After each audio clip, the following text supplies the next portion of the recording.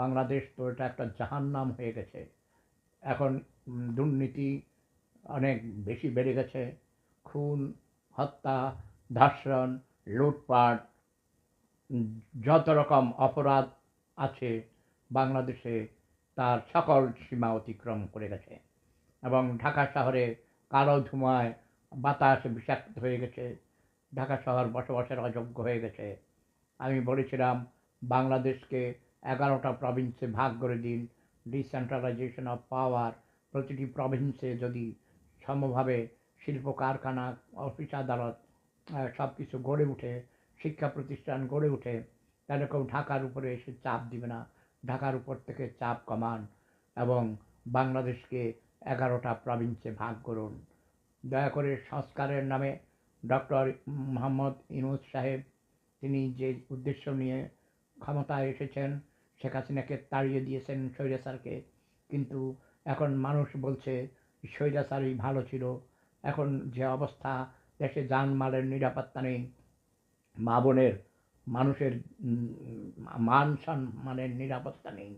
পথে ঘাটে, এমনকি বাড়িতে গিয়েও চুরি ডাকাতি হচ্ছে। মানুষ অনেক চুরি ডাকাতি করছে, অন্যকে ধোঁকা দিচ্ছে। এমনকি বাড়িতে যারা কাজের বুয়া আছে তারাও চুরি ডাকাতি করছে। অনেক জঘন্য ধরনের কাজ হচ্ছে। বাড়ির মালিককে হত্যা করে টাকা পয়সা নিয়ে, সোনা দানা নিয়ে চলে যাচ্ছে। দেশের অবস্থা খুবই খারাপ। এই অবস্থা আমরা দেখতে চাই নাই। ডক্টর ইউনূস সাহেবকে একান্তভাবে অনুরোধ করছি, আপনার যে মান সম্মান আন্তর্জাতিক পর্যায়ে আছে। আজকে আমি আমার ডাক্তারের কাছে গিয়েছিলাম, স্পেশালিস্ট ডাক্তার। আমার সাথে কথা বলতে গিয়ে তিনি বাংলাদেশের কথা বলার সাথে সাথেই তিনি প্রফেসর ডক্টর ইউনূস সাহেবের কথা বলেছেন এবং আমাকে বললেন যে আপনাকেও আমরা চিনি, আপনি অনেক অনেক বড় মাপের মানুষ, আপনি অনেক বড় জাতিসংঘের উপদেষ্টা, আপনি ওয়ার্ল্ড সেলিব্রিটি। এবং প্রফেসর ডক্টর ইউনূস সাহেবও বাংলাদেশের মানুষ।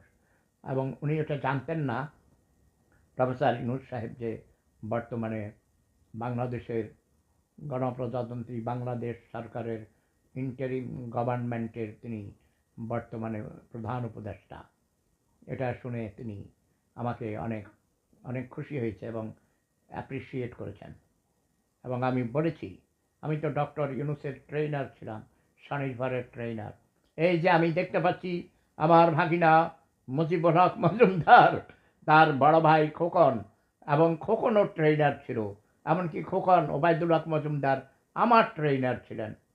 আমি ডক্টর ইউনূসকে ট্রেনিং দিয়েছি। পরে এই মজু, তোরে আই মারি হারাইম, তোর বাপ রাজাকার ছিল।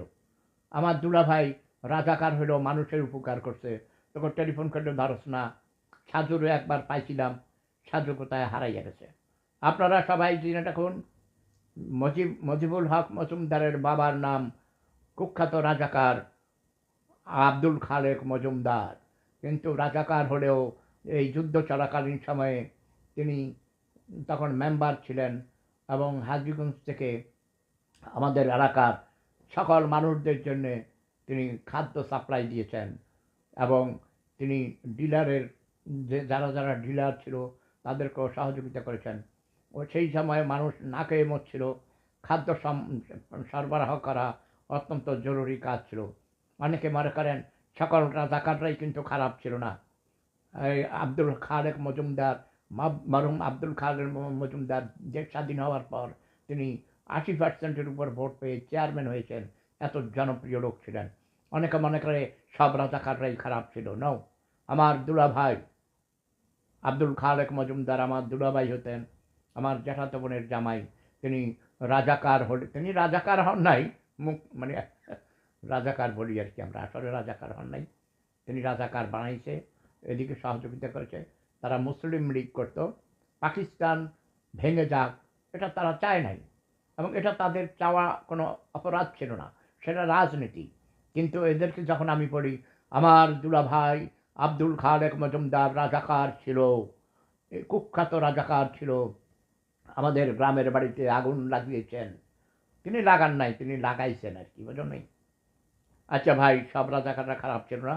তবে যেই জন্য আমি এখন লাইভে এসেছি, আমি অসুস্থ, আমার ভাঙা মেরুদণ্ডের ব্যথায়, ৭১-এর ভাঙা মেরুদণ্ডের ব্যথায় ভাই আমি ঘুমাইতে পারি না। আমি ডাক্তারের কাছ থেকে এসেছি।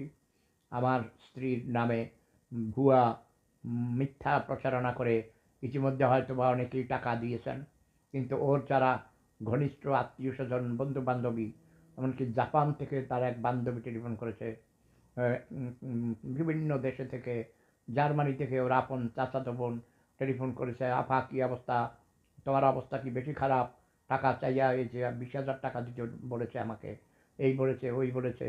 তখন সে বলেছে না না এটা তো মিথ্যা কথা। তখন কিন্তু তার ডায়ালিসিস চলছিল গণস্বাস্থ্য কেন্দ্রে, হ্যাঁ, নগর হাসপাতালে।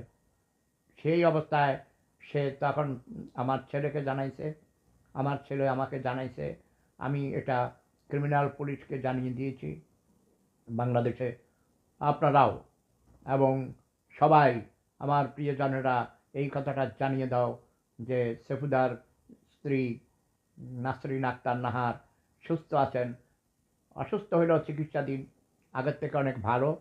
সে কারো কাছে কোনো টাকা চায় নাই, আমরা কেউ চাই নাই। আল্লাহর রহমতে মহান আল্লাহ রাব্বুল আলামিন আমাদের যথেষ্ট দিয়েছেন, শুকর আল্লাহর দরবারে। শুধু সবাই দোয়া করবে আমার স্ত্রী নাসরিন আক্তার নাহার যেন সুস্থ হয়ে, সম্পূর্ণ সুস্থ হয়ে এবং বাকি জীবন কাটাইতে পারে। এবং কেউ কোনো সাহায্য দিবে না, কোনো টাকা পয়সা দিবে না। সবাইকে অনেক অনেক ধন্যবাদ আমার কথা মনোযোগ সহকারে শোনার জন্যে।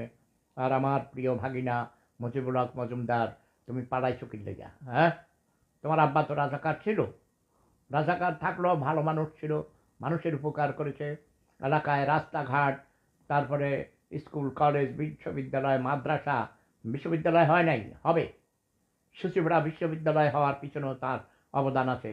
হাজীগঞ্জ আজ কত উন্নত হয়েছে, আমাদের এলাকার উন্নয়নের জন্য অনেক কাজ করেছেন তিনি। আমি তাকে দিয়ে অনেক কাজ করিয়েছি, আমি ছিলাম তার প্রধান উপদেষ্টা। ওকে, আমাকে অনেক আদর করতেন আমার দুলাভাই রাজাকার আব্দুল খালেক মজুমদার। রাজাকার বললে এরা লজ্জা পায়, বুঝো না? এই জন্য এই যে আমার বাগিনা পালাইছে। সবাই ভালো থাকুন, সুস্থ থাকুন, প্রেম ধর্ম সেরা ধর্ম, লাভ ইজ পাওয়ার। যে যেখানে থাকুন অন্যায়ের প্রতিবাদ করুন, অন্যায়, আমার এই কথাগুলো সবাই শেয়ার করে দাও, সারা পৃথিবীতে শেয়ার করে দাও, সবাই যেন বুঝতে পারে যে আমার স্ত্রী নাসরিন আক্তার নাহারের জন্যে কোনো টাকা চাওয়া হয় নাই। তার নাম্বার হ্যাক করে ফেলেছে, হ্যাকাররা তার নাম্বার থেকে বিভিন্ন জায়গায় টেলিফোন করছে। লাভ ইজ পাওয়ার, প্রেম ধর্ম সেরা ধর্ম।